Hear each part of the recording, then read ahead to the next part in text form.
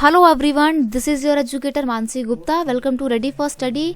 आज हम फिर से क्लास 10 की सोशल साइंस की वर्कशीट करने जा रहे हैं। ये आपकी एसएसटी वर्कशीट नंबर 96 है और उसकी डेट है 2 मार्च 2022। ठीक है, तो आज की वर्कशीट में हम क्या पढ़ने वाले हैं? आज की वीडियो में हम पढ़ेंगे money and the credit.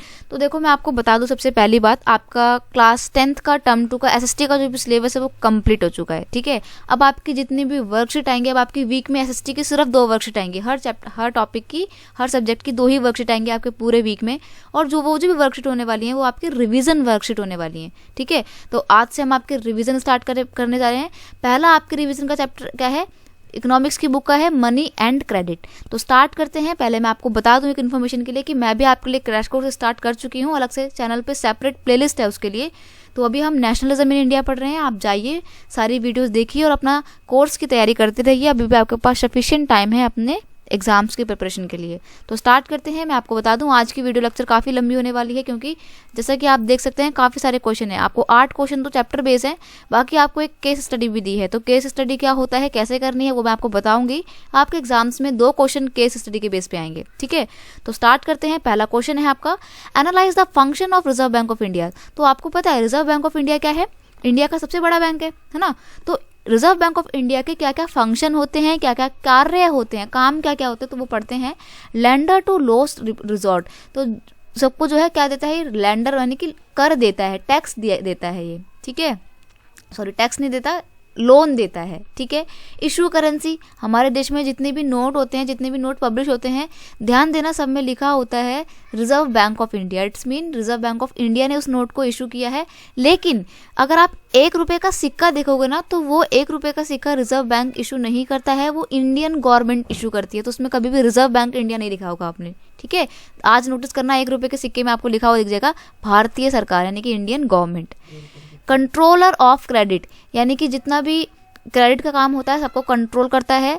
Authorised currency और formulates, implement and monitor the monetary policy. हर 3 महीने बाद आरबीआई अपनी मॉनेटरी पॉलिसी के नए नए रूल रेगुलेशन लेकर आता रहता है। तो हर 3 महीने में वो पॉलिसी रिवाइज होती हैं।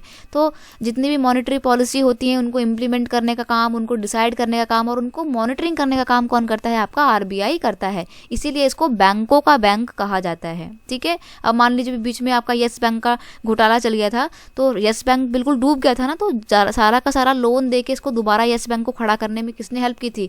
रिजर्व बैंक ने और एसबीआई ने मिलकर हेल्प की थी। ठीक है, तो लोन देने का काम करता है ये अदर छोटे मोटे बैंकों को।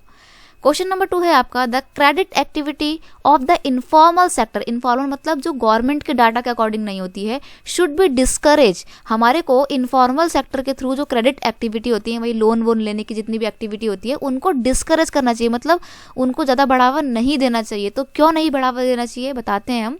85% of loan taken by the poor household in the urban areas and the rural areas are from the informal source.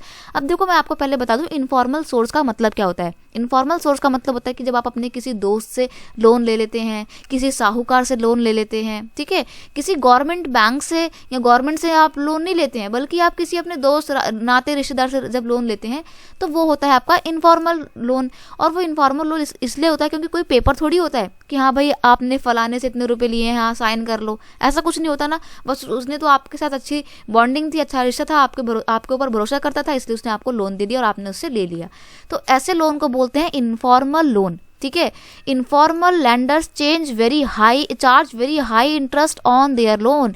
देखो, गवर्नमेंट से आप लोन लेते हैं बैंक से वगैरह से, तो आपको 2 से 3% के ब्याज के रेट पे आपको लोन मिल जाता है। जब आप रिटर्न करेंगे तो आपको सिर्फ 2 से 3% पैसा जो है वो एक्स्ट्रा देना पड़ेगा। लेकिन आप अगर अपने किसी रिश्तेदार से पैसा लेते हैं, इनफॉर्मल तरीके से लोन लेते हैं, तो क्या होता है उसमें आपको इंटरेस्ट रेट बहुत ही हाई पे करनी पड़ती है।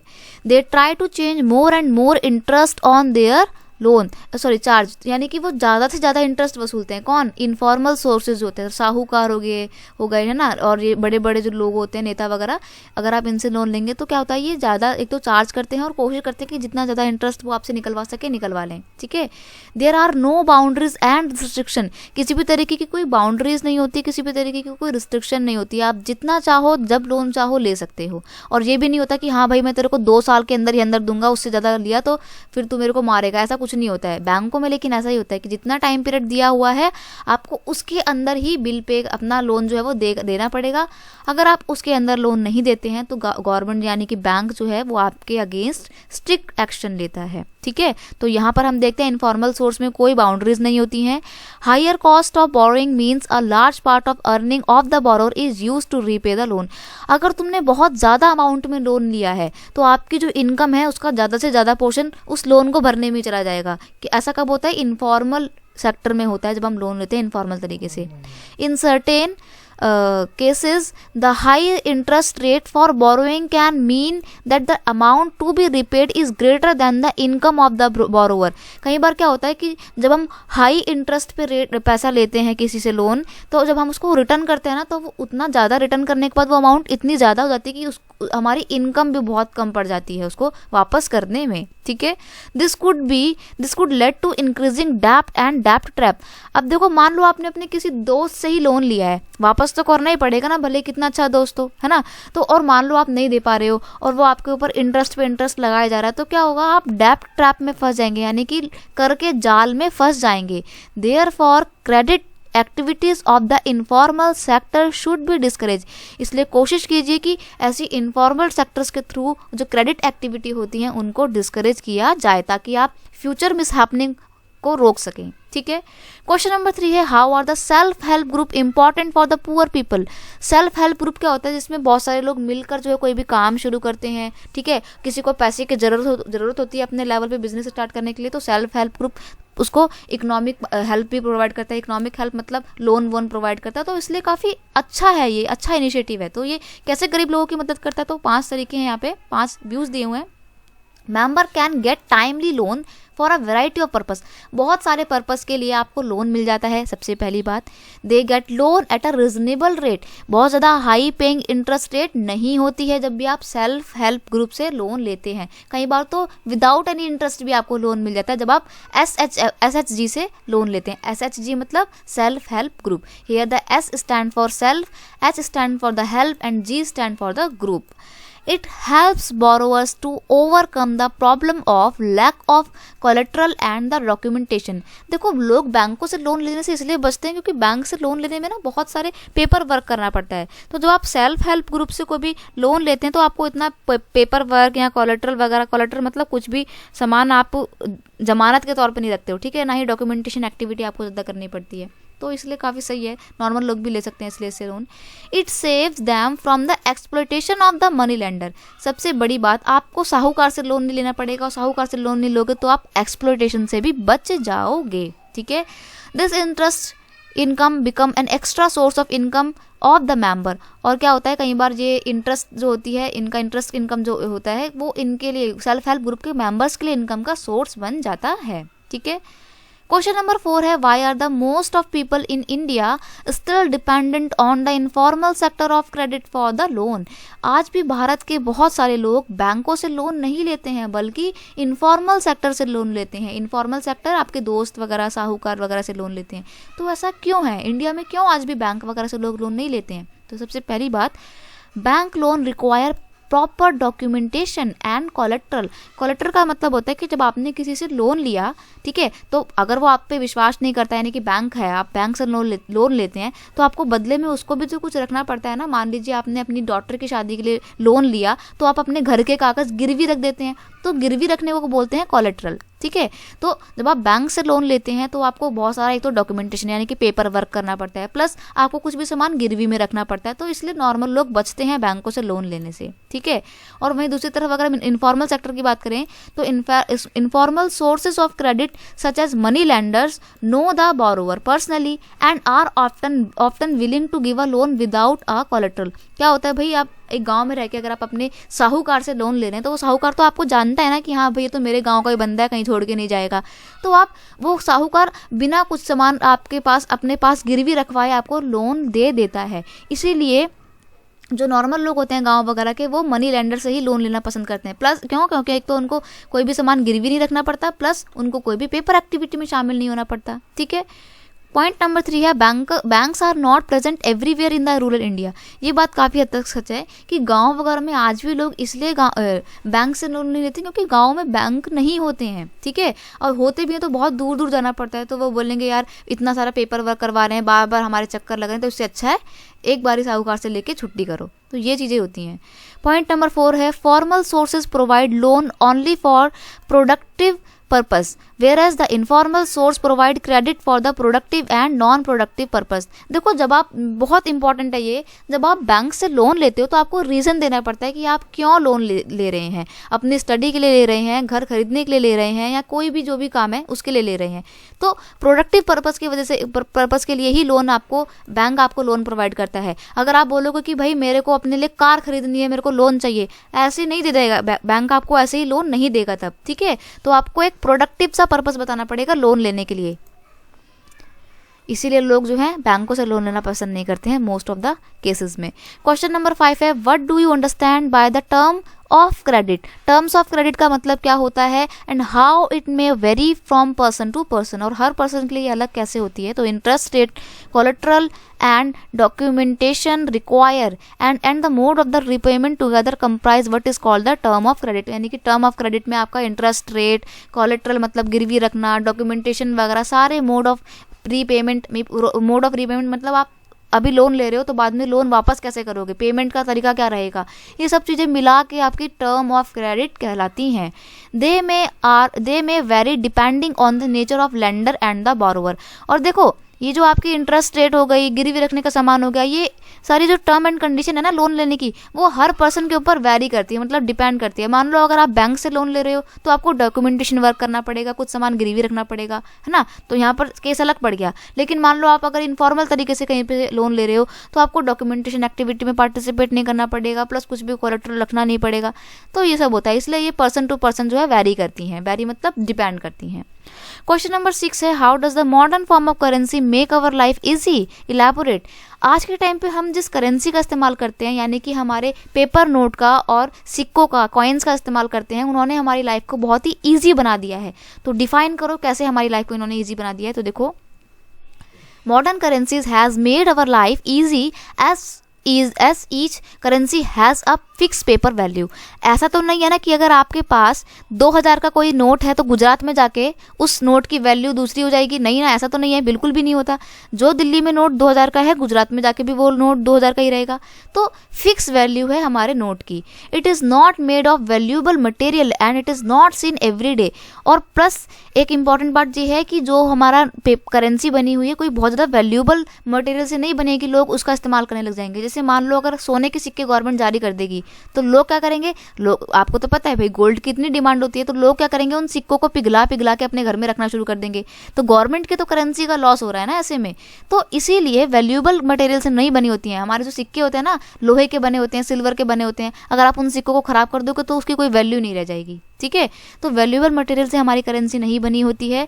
They are recognise as a money due to the authorised of the government. Government ने उसके ऊपर अपनी स्टैंप लगा रखी है, इसलिए वो ऑथोराइज्ड मनी है। ऐसा नहीं है कि कोई बंदा उसको मना कर देगा लेने से कि भाई मैं नहीं ले रहा, ये नकली नोट है या खराब है, मैं इस वाले पैसे को एक्सेप्ट नहीं करता, ऐसा कुछ नहीं है, ठीक है। अगर गवर्नमेंट की स्टैंप लगी हुई है तो उस बंदे को एक्सेप्ट करना पड़ेगा उस नोट को, और अगर इनकेस वो नहीं करता है तो आप पुलिस कंप्लेंट भी कर सकते हैं उसके खिलाफ, ठीक है। As such, the need of precious metal is not required. Also, these currencies need not to be carried all time. और आज के टाइम में तो भाई डिजिटल ज़माना है, अपने फ़ोन पे वगैरह, गूगल पे है ना, पेटीएम लेके चलिए या फिर डेबिट कार्ड, क्रेडिट कार्ड लेके चलिए, तो आपको अपनी जेब में पैसा लेके चलने की ज़रूरत नहीं होती। तो इसीलिए बोल रहा है कि it is not needed to carry money all the time, ठीक है। फिर बोल रहा है कि दूसरी बात ये है कि मॉडर्न कॉइन जो है, जैसे कि करेंसी है, पेपर नोट है, ये बहुत ही फ्लेक्सिबल हैं, ड्यूरेबल यानी कि लंबे समय तक चलने वाले हैं, और इजी टू होल्ड है, यानी कि आप इनको कहीं पर भी लेके जा सकते हैं, कोई दिक्कत भरी बात नहीं होती। इसलिए बहुत ही ईजी बना दिया हमारे को प्रेजेंट नोट ने, प्रेजेंट करेंसी ने हमारी लाइफ को, ठीक है। क्वेश्चन नंबर 7 है आपका डेब्ट play positive role in our life for as the Salim. Give any 2 example around your family or relative in whose life credited has played a positive role। यानी कि लोन लेना ना हमेशा गलत बात नहीं होती है, कई बार इसका बहुत ही पॉजिटिव इम्पैक्ट होता है। तो इसके 2 एग्जाम्पल आप अपनी लाइफ में दीजिए, अपने लाइफ में से दीजिए, प्लस आपने इसका एक पॉजिटिव एग्जाम्पल अपनी बुक में पढ़ा भी होगा, सलीम की स्टोरी, ठीक है। अभी आगे बता दूंगी मैं सलीम की स्टोरी क्या थी, बाकी मैं आपको अभी बताती हूँ कि लोन लेने के पॉजिटिव फायदे क्या होते हैं। देखो मैं अपना एग्जाम्पल बता रही हूँ अपने अपने हिसाब से लगा के। There was a family in my neighbourhood, मतलब मेरे पड़ोस में एक फैमिली है that use to struggle with their basic necessity. अपनी लाइफ को चलाने में उनको बहुत ही दिक्कतों का सामना करना पड़ता था, बेसिक नेसेसिटीज़ की चीज़ें उनके पास नहीं मिल पाती थी। Their only source of income was a stall of food items, खाने पीने की एक छोटी सी दुकान थी, वही उनका इनकम का सोर्स थी। तो उन्होंने क्या सोचा, they use credit to expand their business. उन्होंने लोन लेके अपनी दुकान को और एक्सपैंड किया, अपने बिजनेस को बढ़ाने की कोशिश की, और आज उनकी दुकान अच्छी चल रही है, तो उनका जो लिविंग ऑफ स्टैंडर्ड है वो भी हाई हो गया है। तो हम देखें यहाँ पे कि लोन से कैसे उनकी लाइफ बदल गई, है ना। लोन लिया, बिजनेस बढ़ाया, बिजनेस चल गया, तो लाइफ अच्छी हो गई। सेकेंड पॉइंट देखो, another example is of a family that had only one kid. एक और एग्जाम्पल है एक फैमिली का जिनका एक ही फैमिली में एक ही किड था, एक ही बच्चा था, जो कि बहुत ही शार्प था स्टडी में, यानी कि बहुत अच्छा था पढ़ने में, ठीक है। बट पेरेंट्स जो है उसके लिए स्टडी के लिए पैसा अफोर्ड नहीं कर सकते थे, तो they use credit for his study and that person become a civil servant. और उन्होंने क्या करा, उसकी स्टडी के लिए क्रेडिट यानी कि लोन लिया, ठीक है, और ना आज वो बच्चा एक सिविल सर्वेंट यानी कि IAS ऑफिसर बन चुका है। तो now he is helping other children with the education, और आज के समय में वो और बच्चों की मदद कर रहा है पढ़ाई करने में, ठीक है। तो इसलिए कभी भी अगर आपको आपकी एजुकेशन पे खर्चा करना पड़े, एजुकेशन के लिए लोन लेना पड़े, तो पीछे मत हटना, क्योंकि एजुकेशन पे किया गया खर्चा कभी भी वेस्ट नहीं जाता है, बशर्ते आप दिल लगा के पढ़ें, ठीक है। चलिए क्वेश्चन नंबर 8 है आपका, what do you understand by the credit. Credit से आपका क्या मतलब है। How can credit be both an asset as well as डेब्ट ट्रैप, गिव द एग्जाम्पल्स। तो बताइए भाई क्रेडिट का मतलब क्या होता है। वही लोन लेना हमारा एक क्रेडिट होता है, ठीक है, और ये एक अच्छाई भी हो सकती है, एसेट भी हो सकता है, संपत्ति भी बन सकती है, और आगे जाके हमारे लिए डेब्ट ट्रैप भी साबित हो सकता है। 2 एग्जाम्पल देने हैं, आपकी बुक से ही दूंगी मैं 2 एग्जाम्पल। देखो, credit refer to an agreement in which the lender supplies the borrower with money, goods और services in return for the promises of the future payment, जिसमें आपको अभी प्रेजेंट में पैसा मिल जाएगा, जिन चीज़ों की ज़रूरत है वो सामान मिल जाएगा, जिस सर्विस की आपको ज़रूरत होती है वो प्रेजेंट में मिल जाएगी, आप उसके फ्यूचर में पेमेंट करेंगे, बदले में पैसा जो है आप उसको फ्यूचर में देंगे, तो उसको बोलते हैं क्रेडिट, ठीक है, लोन जिसे हम बोलते हैं जनरल लैंग्वेज में। अब ये कैसे एसेट हो सकती है और कैसे डेब्ट ट्रैप हो सकता है, देखते हैं। आपकी बुक की स्टोरी है, during the festival season our shoe maker या our shoe manufacturer Salim has received an order of making shoes in bulk। जूते बनाने का ऑर्डर मिलता है बल्क में, with in a month time, 1 महीने के टाइम पीरियड के अंदर अंदर उसको बहुत सारे जूते बनाने का ऑर्डर मिल जाता है। To complete production he hired extra worker and has to purchase the raw material. उस ऑर्डर को कंप्लीट करने के लिए उसने एक्स्ट्रा वर्कर्स हायर करे प्लस रॉ मटेरियल खरीदा। He asked the supplier to supply leather now and promised to pay him later। उसने कहा अभी सप्लायर को कि आप मुझे लेदर अभी दे दीजिए, जब पैसा आएगा तो आपको फ्यूचर में प्रोवाइड जो है आपकी इनकम या आपकी पेमेंट मैं तब दे दूंगा, ठीक है। Then he took some advance payment from the trader. फिर उसने कुछ एडवांस पेमेंट भी ले ली उससे, ट्रेडर से। By the end of the month he is able to deliver the order. Month के एंड में उसने अपना सक्सेसफुली पूरा जो ऑर्डर था वो डिलीवर कर दिया और काफ़ी अच्छा प्रॉफिट उसने कमाया। And repay money he had borrowed, और उसने जितना भी पैसा बोरो किया था मतलब उधार लिया था वो सारा रीपे कर दिया, मतलब वापस रिटर्न कर दिया। तो हमने देखा कि इसने भाई यहाँ पे प्रॉफिट भी कमा लिया और जितना उसने लोन लिया था वो वापस भी कर दिया। अब सेकंड केस है आपका क्रेडिट एज डेब्ट ट्रैप। कैसे एक ये डेब्ट ट्रैप हो सकता है, मतलब कर्ज का एक चक्कर जाल बन सकता है हमारे ऊपर। तो देखते हैं यहाँ, फार्मर स्वप्ना, एक किसान है स्वप्ना नाम की, pick up loan from a money lender, एक साहूकार से मनी लेंडर से लोन लेती है to meet the expense of cultivation, अपनी खेती को अच्छा करने के लिए, ठीक है, खाद वगैरह लेनी होगी। But unfortunately the crop is hit by the pests and fails. क्या होता है उसकी जो क्रॉप होती है उसमें पेस्ट लग जाते हैं, मतलब वही छोटे मोटे जो कीड़े टाइप के होते हैं, फसल को कीड़े लग जाते हैं और फसल जो है उसकी खराब हो जाती है। So she is unable to pay the loan. अब नाउ वो क्या है, अनेबल है लोन पे करने की, वापस करने के। एंड डेप्ट ग्रो, और उसका जो डेप्ट है यानी कि कर्जा है वह ग्रो करता जा रहा है, बढ़ता जा रहा है विद द इंटरेस्ट रेट, और उस पर इंटरेस्ट भी लगता जा रहा है। तो अब क्या होगा भाई, अगर मान लो अगले महीने अगले साल फिर से उसकी फसल खराब होगी तो फिर तो वो बिल्कुल ही बेकार हो जाएगी, बिल्कुल उसकी लाइफ हेल हो जाएगी बिल्कुल। तो ऐसा होता है, ठीक है। तो यहाँ पे हमने देखा सेकंड केस में कि कैसे डेप्ट ट्रैप बन गया, उसकी लाइफ बहुत खराब, चिंता में आ गई थी बहुत ज़्यादा वो। अब आपको यहाँ पर एक केस स्टडी दे रखी है, तो देखो बताते हैं केस स्टडी क्या होता है। केस स्टडी का मतलब होता है कि आपको आपकी बुक से ही कोई पैराग्राफ दे देंगे उठा के, ठीक है, उस पैराग्राफ को पढ़ना पड़ेगा और उसके बेस पे आपको 3 क्वेश्चन 4 क्वेश्चन जो भी दिए होंगे वो भरने पड़ेंगे। तो यहाँ पर आपको आज टेबल दी हुई है, लोन अमाउंट इन रुपीज़, तो पहले आपको भाई पढ़ना पड़ेगा। तो यहाँ पर आपको स्टोरी दे रखी है, मेघा नाम की एक लड़की है, 5 लाख रुपए का लोन लेती है, ठीक है, और उसका एनुअल इंटरेस्ट क्या होता है 12%, 12% भी ज़्यादा ही है बल्कि, ठीक है, 12% के इंटरेस्ट रेट पे वो लोन लेती है 5 लाख रुपए का। 10 साल में उसको पूरा का पूरा लोन जो है वो रीपे करना होता है, मतलब 10 साल में पूरा उसको लोन चुकाना होता है अपना। Megha had to submit the bank documents showing her employment record. देखो भाई, बैंक में लोन लेने से पहले डॉक्यूमेंटेशन में उसको क्या क्या लगता है, एक तो उसको लगता है उसका एम्प्लॉयमेंट रिकॉर्ड कि उसने कहाँ पे कितनी नौकरी करी है, ठीक है, सैलरी स्लिप, क्या कितनी सैलरी मिलती है, वो सब कुछ। Before the bank agree to give her the loan, यानी कि लोन देने से पहले बैंक ने उससे उसकी ये सारी डॉक्यूमेंटेशन डिटेल मांगी। The bank retain as collateral the paper of his new house, और एज अ कोलेट्रल यानी कि गिरवी के तौर पे, जमानत के तौर पे बैंक ने क्या रख लिए, उसके नए हाउस के पेपर रख लिए। बहुत सारे लोग जो हाउस लोन लेते हैं उनसे पता करिएगा, पूछिएगा, आपने भी अपने घर में भी केस देखे होंगे, लोग हाउस लोन लेते हैं तो हाउस लोन तो ले लेते हैं, घर में रहने भी चले जाते हैं, लेकिन जो हाउस की रजिस्ट्री के पेपर होते हैं ना वो हमारे हाथ में नहीं आते। जब तक हम पूरा लोन पे नहीं कर देते तब तक रजिस्ट्री के पेपर हमारे हाथ में नहीं आते हैं, वो पेपर बैंक ही अपने पास रख लेता है, ठीक है, ताकि इन केस अगर आप इन फ्यूचर आप उनका बैंक का लोन वापस ना करें तो आपको घर से बाहर भगा सकें, ठीक है। तो अभी आपको ये टेबल भरनी है, तो स्टार्ट करते हैं टेबल भरना। ये देखिए, लोन अमाउंट, कितनी अमाउंट में उसने लोन लिया था, 5 लाख का उसने लोन लिया था। कोलेट्रल मतलब वही सामान में गिरवी क्या रखा था, तो the paper of new houses, उसने अपने घर के पेपर जो है वो गिरवी रखे थे।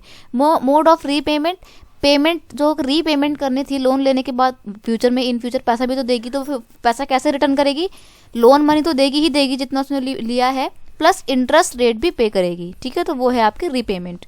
डॉक्यूमेंट रिक्वायर, मतलब बैंक ने लोन देने से पहले उसके कौन कौन से डॉक्यूमेंट देखे थे, एम्प्लॉयमेंट रिकॉर्ड देखा था, मतलब कहाँ पे कितने समय से क्या जॉब कर रही है, और सैलरी स्लिप देखी थी कि कितने महीने के सैलरी वो उठाती है, ठीक है, उठाती मतलब मिलती है उसको।